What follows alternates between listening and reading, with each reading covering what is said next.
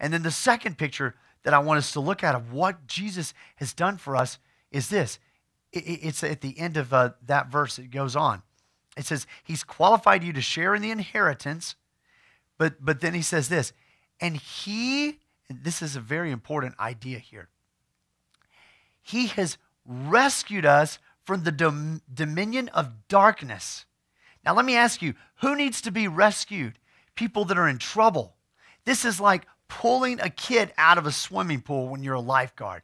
This is like doing an intervention when somebody is into enormous amounts of drugs and are about to die if you don't do something about it.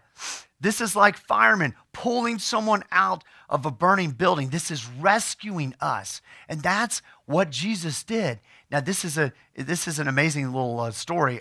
There is a sailboat race. It's the most dangerous sailboat race in the world. And it's called the Sydney-Hobart race. And it goes from Sydney, Australia to Hobart, Tasmania. It's 650 miles. And this is so dangerous. I mean, this is like the best of the best. The top seed people do this sailboat race every year. And it's notorious. It happens right around Christmas time.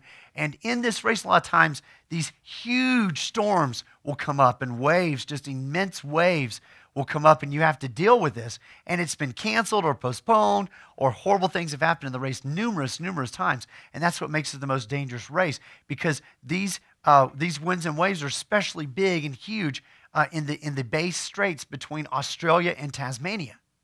And so one particular year, this enormous storm came up, and we're talking winds of 120 miles an hour, 75-foot waves crashing over boats. I mean, we're talking many people died. Sailboats were just crashed. People's boats just demolished. I mean, it was an immense storm. And so a phenomenal thing happened. Some helicopter operators and pilots were on shore, heard about what was going on, that all these people were dying and it was a catastrophe. So at their own expense, they fueled up available helicopters and flew them out into the darkness, into the night, into this immense storm and these great waves.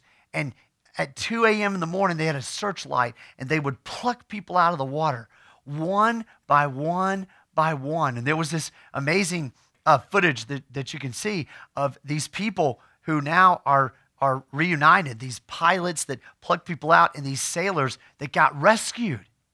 And all of these guys that were rescued just giving big bear hugs to these guys that rescued them and said, man, you saved my life. I was going under the water.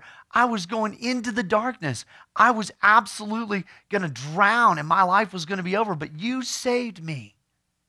And so what Paul is saying here is just like these people got rescued, Jesus came, and through his death, burial, and resurrection, he has come and plucked us out of the darkness, out of the waters of the sin that was absolutely lapping over our lives and taking us into death. And that's what he did. He has rescued us.